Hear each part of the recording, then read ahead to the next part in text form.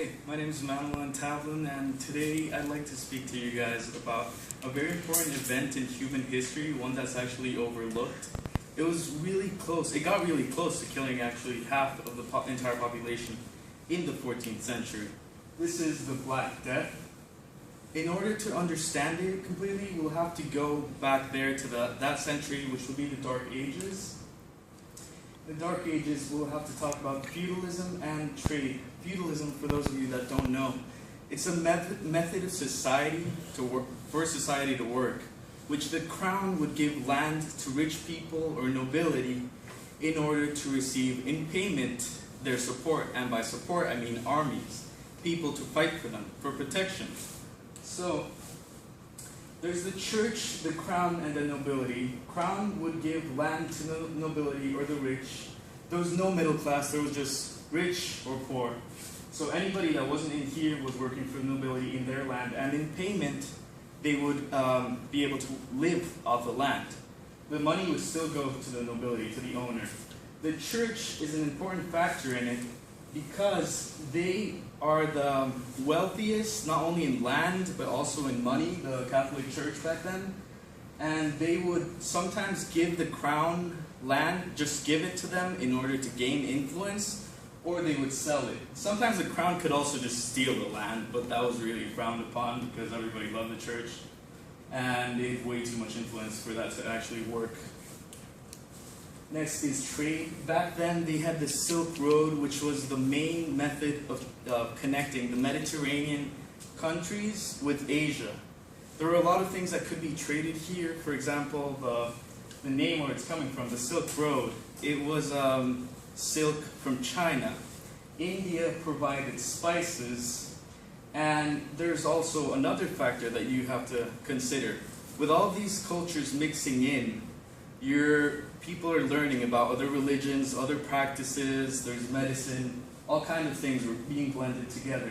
The Silk Road, as you can see, it was land and it was by water. Land was caravans, water, it was a bunch of ships that were traveling.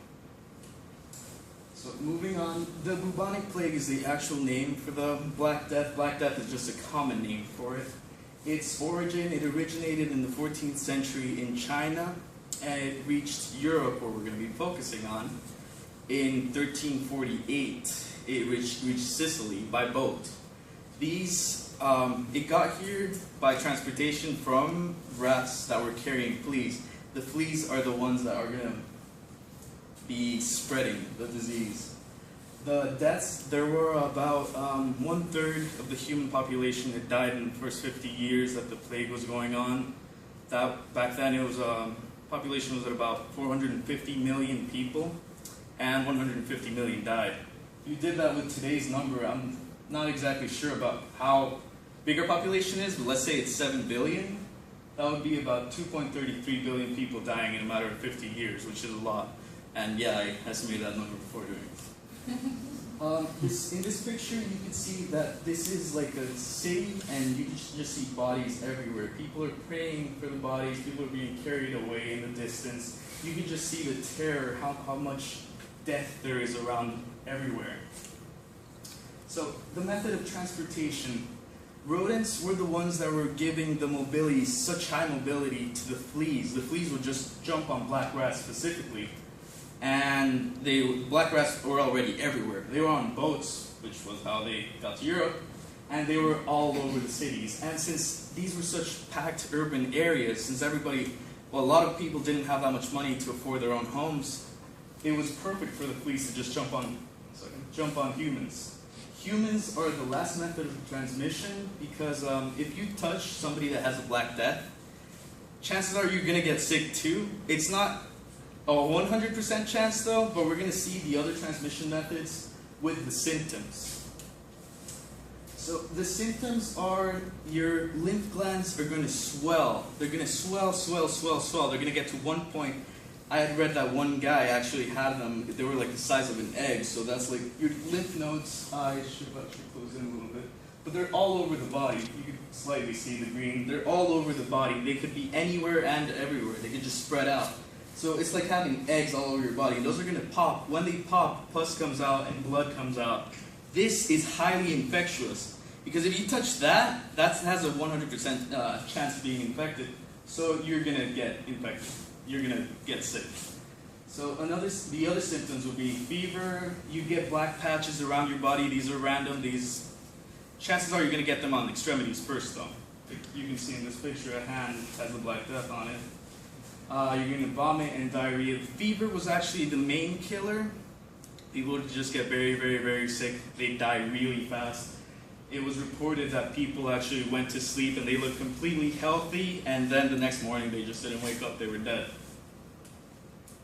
So the treatment, back then there was no treatment. There were a lot of practices that people tried to do in order to get rid of the sickness, but none of these actually worked. Some of these are bloodletting, boil lancing, aromas, and purifying baths. Bloodletting is when you make an incision on an artery or anywhere where you could get a lot of blood passed out of the system, and they tried to balance out your volume, your blood volume in the body. They tried to balance it out. They thought that maybe if you had too much blood, the plague would spread out easier, you could get sick a lot faster. So that wasn't actually really effective, and it could get other people sick really fast. It could increase the infectivity rates. Boil lancing is a small surgical procedure that wherever you have boils, they're just going to cut it off. This was really dangerous because the cut could be a little too deep, could cut an artery, and then you're dead. The next two are aromas and purifying baths. These aren't as bad as the previous two because they're not that dangerous. They're actually not dangerous. So aromas, they just grab herbs and they'd make you smell them, and they thought that would purify your insides, but it did not work. Purifying baths, they'd use rosemary, or ice. I completely forgot the name of the other one. Sorry.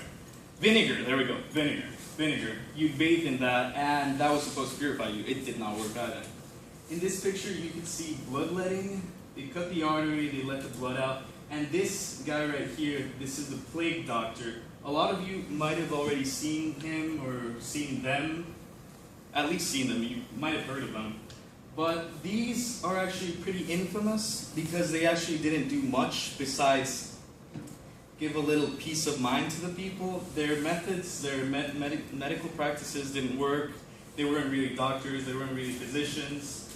And one curious thing, a lot of people are curious about the nose, what it's used for. Back then, they thought that the Black Death was spread out by avians, by birds. So they tried to use the nose to look like a bird because it was just, that's what they thought, that it would help fight off. But inside of the nose, there was actually a cavity, and in there they put the herbs that I was talking about. These herbs wouldn't just help fight off the disease, but they would also mask the smell of the rotting bodies everywhere.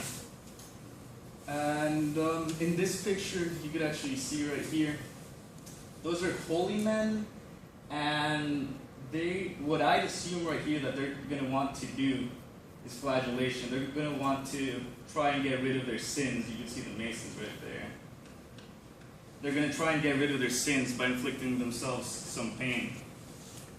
Well, thanks for your attention, and make sure to keep your hygiene well. Make sure to always be washing your hands because it doesn't completely prevent diseases, but it helps slow them down, slow their spreading. So make sure you keep that up, and thanks for your attention, everybody.